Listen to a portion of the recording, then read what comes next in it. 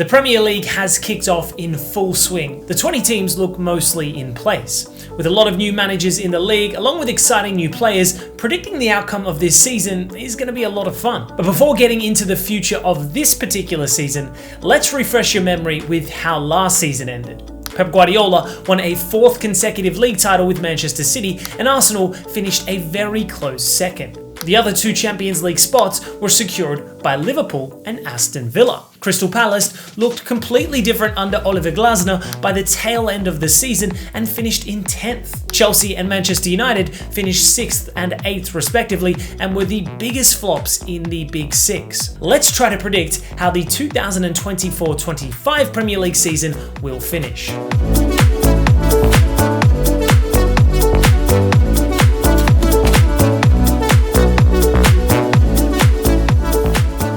Mikel Arteta is facing his 6th season in charge at Arsenal and has consistently improved the side year after year.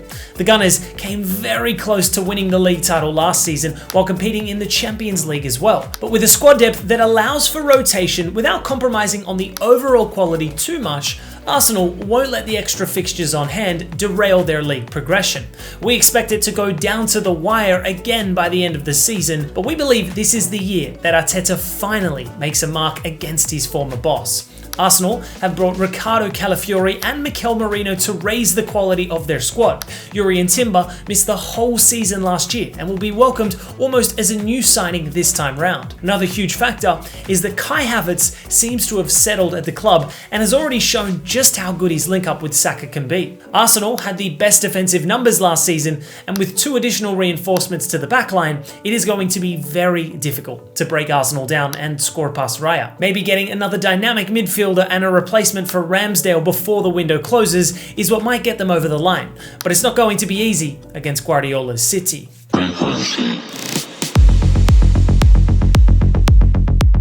If Arsenal swoop the league, then it's Manchester City's turn to finish close behind them in 2nd position. Pep Guardiola has a working system in place, and bringing the right profile of players is all that is required for him to shape his team into title winners. But the old guard seems to have diminished over the years, and the unquestionable names like Sane, Sterling, Aguero and Silva have been replaced by players who might not have the same game-changing qualities as them. Phil Foden and Erling Haaland will wreak havoc on defences, but the core of the team isn't as reliable as a few years ago. The departure of Julian Alvarez might hurt them if he isn't replaced accordingly this summer. He has stepped up in times of need before. There is no like-for-like backup for Haaland in the squad. An aging and injury-prone Kevin De Bruyne, who seems open to a potential move to Saudi Arabia, may not be as reliable as he was in the past. This stack of reasons is why Arsenal might finally triumph over the current champions.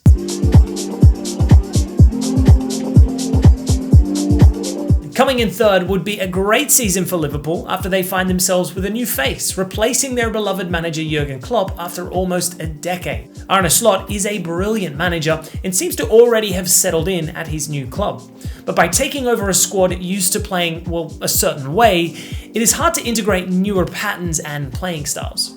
The Klopp hangover might affect their new season, and even though things look vibrant and positive at the start of this new chapter, it will become harder to sustain. Liverpool haven't been active in the transfer market yet and will need to act quickly if they want any of Arne Slot's preferred options. Although his system is similar in terms of pressing up the pitch with intensity like Klopp's, the build-up play is different and might require a different skill set than what is already available.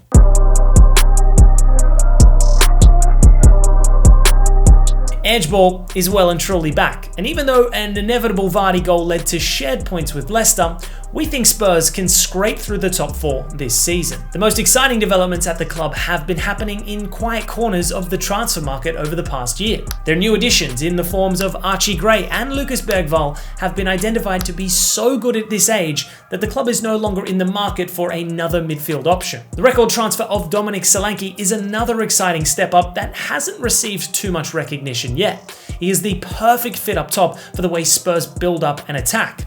It might take some time for him to get comfortable in that role, but his past experience in the league points towards him getting a good amount of goals for Spurs. The addition of youngster Wilson Odobert from Burnley will bring an exciting dynamic to the wide areas.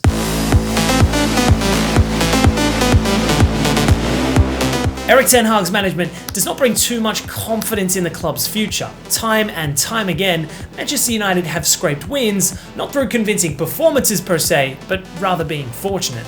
That's not to say that those victories weren't deserved, but it does go on to show that it's not really sustainable. The additions of Joshua Zirkzee, Matthijs de Ligt and Nusa Mazraoui immediately improved their squad. Teenage sensation Ledy Yoro is more of a long-term development project. The possible arrival of Manuel Ugarte will bolster the midfield at the club too. Last season's pleasant surprise in the form of Kobbie Mainoo will play an integral part for Ten Hag as well.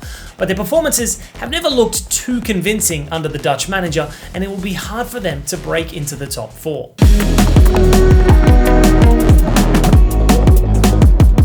The biggest surprise of the season is expected to come from Oliver Glasner's Crystal Palace. We think Glasner is extremely underrated, and even with the departures of key players like Olise and Anderson, Crystal Palace might just bag a European spot this season. They need to invest in the summer window with the injection of cash from player sales and make sure they have enough quality on the bench to push through the campaign though. The most urgent reinforcement is a left wing back, as Tyrick Mitchell has proved to be injury prone in the previous seasons. A quality centre back is also required with the departure of Anderson.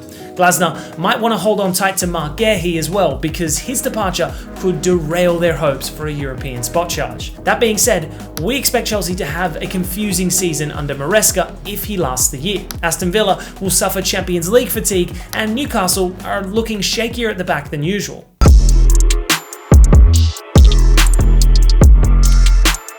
The newly promoted club will find it hard to stay up, as their squad doesn't have enough quality to sustain the fast-moving Premier League campaign just yet. Kieran McKenna did a fantastic job last year with Ipswich in the Championship, but the first season in the Premier League will prove difficult for them to avoid relegation.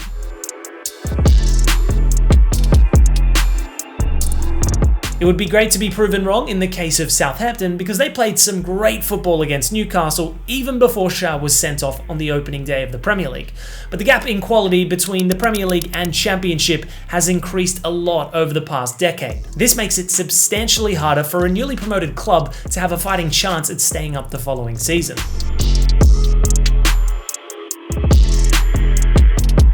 The third club to be relegated is predicted to be Nottingham Forest, who have narrowly avoided relegation in the past 2 years. With Nuno Espirito Santos at the helm and over €40 million spent on Elliot Anderson this summer, their chances of survival look slim this year.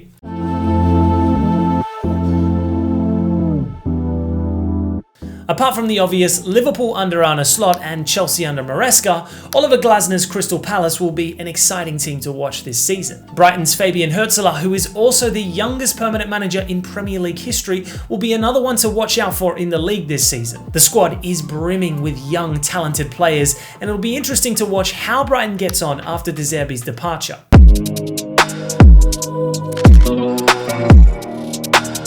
Yankuba Minteh recently signed for Brighton and is one of the most exciting youngsters in the league right now. The 20-year-old right winger showed his promise in just 45 minutes against Everton before picking up an injury. Facundo Buonanotte is on loan at Leicester from Brighton. He has shown sparks at Brighton before, but couldn't get regular minutes at his preferred position a lot. If he's able to hold his place in the starting 11, his work rate and technique will surprise a lot of viewers.